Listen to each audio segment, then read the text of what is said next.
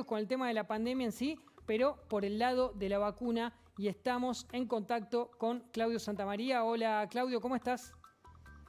¿Cómo te va? Muy buenas tardes. ¿Cómo estás vos? Todo bien. A ver, Claudio, hablamos varias veces sobre la importancia de los desarrollos de las vacunas y hay como una especie de guerra fría que a mí me gustaría que me cuentes un poco hasta dónde hay que seguir, hasta dónde hay que tener en cuenta, porque hoy hubo alguna novedad vinculada a la vacuna de Oxford de AstraZeneca. Digo, ¿cuánta importancia le tenemos que dar a esta guerra fría de vacunas?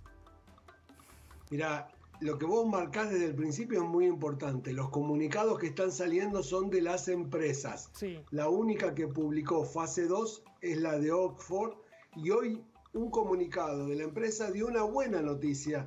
Dice que hicieron 2 esquemas de vacunación.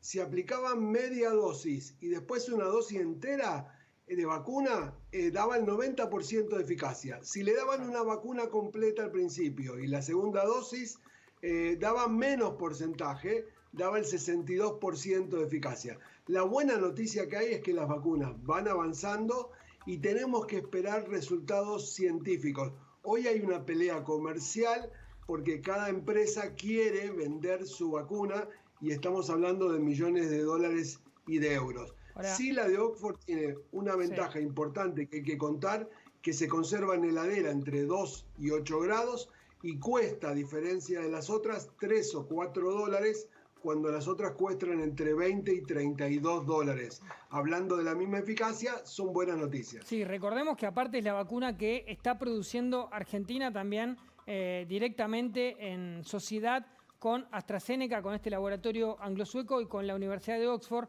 A mí me preocupa un poco, a ver, quizás no es preocupante y no es alarmante, pero digo que la primera dosis haya dado una efectividad del 90% y la segunda del 62%. ¿Es para tenerlo en cuenta eso? Sí, el esquema de vacunación, lo que hay que entender que la vacuna que tiene en realidad 5 fases, la preclínica y de la 1 a la 4, estamos en la fase 3 y estamos probando cuántas dosis te doy, en qué concentración y si es eficaz y segura. El que hayan probado varios esquemas está bien porque te dice de cuántas vacunas podés disponer. Pero hay un dato más alarmante de lo que vos contás que es muy importante, que todas las aprobaciones de las vacunas que no están hechas, que se van a hacer, son de emergencia.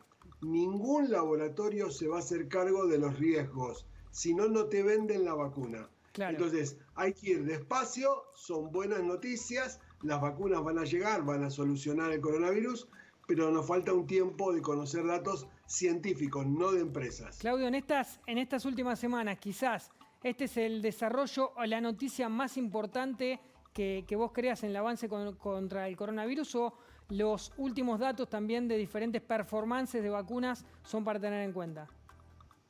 No, la verdad que son buenas noticias. Yo creo que el 2021 sin duda va a haber varias vacunas de varios laboratorios. Hay 6 países que van muy avanzados de estas 11 vacunas en fase 3. Se empezará a vacunar en países ricos y al personal de salud.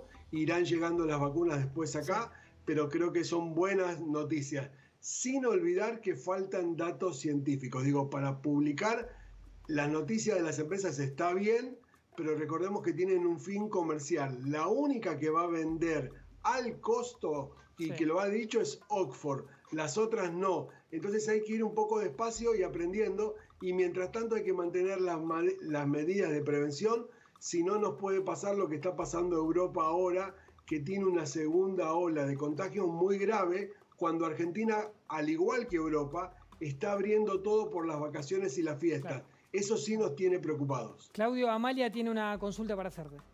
¿Cómo estás, Claudio?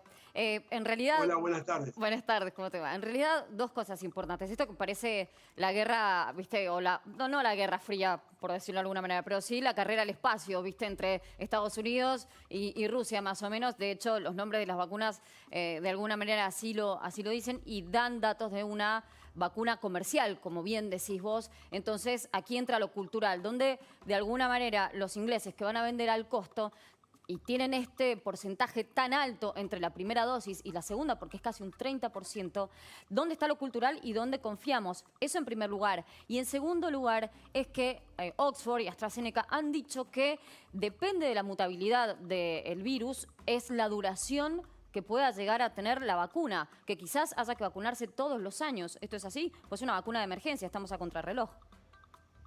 La verdad que lo que decís es muy importante. Lo primero es que hay comunicados de empresas, lo que le podríamos llamar comerciales. Hay que esperar que publiquen en revistas científicas y que otros científicos puedan revisar los datos que las empresas dicen tener. La otra cosa que marcás muy bien vos es una aprobación de emergencia. No sabemos cuánto duran los anticuerpos y si nos vamos a tener que revacunar casi seguro cada 6 meses o cada año, 1 o 2 dosis. Eso está todavía en experimentación, pero estamos dando pasos seguros. Hay un apuro comercial importante, que lo entiendo, y me preocupa que se proteja poco a la población y más a los laboratorios. Claudio, igual quiero decirte que te noto mucho más optimista que en otras entrevistas que hemos tenido previamente, por lo que tiene que ver con los avances, ¿no? Me parece que esa es la principal noticia.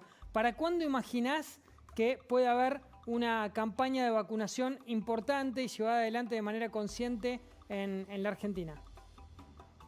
Bueno, en la Argentina tengo un poco menos de confianza. Es cierto que tengo más confianza en las vacunas porque publicó Oxford la fase 2 y eso científicamente en The Lancet, y eso son buenas noticias. No tengo por qué no creer de los anuncios comerciales, pero ahí soy muy prudente.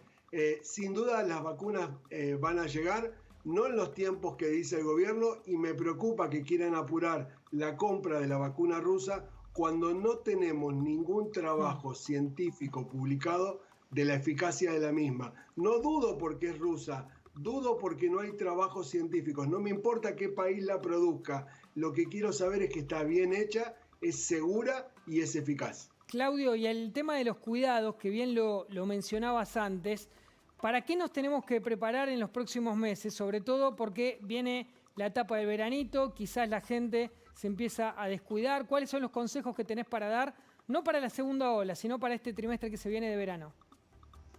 Mirá, yo trabajo como ustedes todos los días, vivo en el conurbano, salgo a trabajar en Capital y veo mucha gente en la calle sin las medidas básicas. Mucha gente, el barbijo hoy es nuestra vacuna. Corea, que tiene la misma población, por ejemplo, que España, tiene 50 muertos en un mes, España tiene 5.000. ¿Cuál es la diferencia? La cultura y la prevención de la gente, el uso del barbijo, el distanciamiento social, reunirse. Yo vivo en un barrio en el conurbano y ayer, caminando para hacer un poco de actividad física, descubrí que en mis vecinos había más de 10 fiestas que no podría haber, más de 20, 30 personas, algunas con baile, y la verdad que no está bien, porque es el riesgo que te contagias vos y también podés contagiar a los que más querés. Me parece que faltan buenas campañas de educación y de prevención, no con miedo, que expliquen claramente que el virus es aéreo y que si yo no me cuido me puedo enfermar o puedo enfermar a la gente que más quiero. Me parece que pasa por ahí. Amalia. Yo tengo una contradicción importante con respecto, por ejemplo, a las aglomeraciones o a las escuelas. Como en China, en un primer momento de donde surge el virus, inmediatamente se logra controlar la pandemia y luego en el resto del mundo se esparce de una manera, bueno, tremenda como la hemos vivido. Y de repente sí, vamos a abrir las escuelas aquí nuevamente cuando la Organización Mundial de la Salud, incluso la Organización Panamericana de la Salud, está diciendo que lo peor que puede hacerse es cerrarse las escuelas cuando antes se tenía en cuenta que los chicos o los niños podían ser el vector de contagio. Ahora hay como una dualidad, es decir, las cerramos o las abrimos. Hay un rebrote en China, hay unos rebrotes en China que están cerrando nuevamente las escuelas. Pero ¿cómo hicieron para controlar en un primer momento? ¿Se abren o no se abren las escuelas? ¿Con qué nos quedamos? Ahí te doy dos datos. Primero, China no cuenta la verdad. De hecho, está enjuiciando y tiene en cárcel a la periodista que nombró primero el confinamiento de Wuhan, que a la gente le pegaban y le daban en el confinamiento hasta carne podrida y puede soportar cárcel de 5 a 6 años. Digo, hay restricción de los medios de publicidad. La primera cosa, o sea que lo que sabemos de China es mitad y mitad, lo que dejan que trascienda. La segunda cosa, las escuelas se pueden abrir en la Argentina, que es un país tan grande, dependiendo de la circulación viral o la situación que hay. No es lo mismo Capital que Tucumán, que Córdoba. Entonces, lo que se hizo mal es que sea el mismo plan para toda la Argentina, donde tenemos miles de kilómetros y miles de situaciones. Y es bueno que abramos las clases en febrero, porque el virus va a circular poco, porque seguramente cuando llegue el otoño vamos a tener que volver a cerrar, porque nos va a pasar como está pasando ahora en Europa. Pero la educación es lo más importante y debería ser declarada esencial. Claudio, completísimo, te agradecemos como siempre y estamos en contacto. Un gran abrazo y que tengan muy buena tarde. Un cariño grande. Gracias. Claudio Santamaría, en la previa de lo que va a venir en un ratito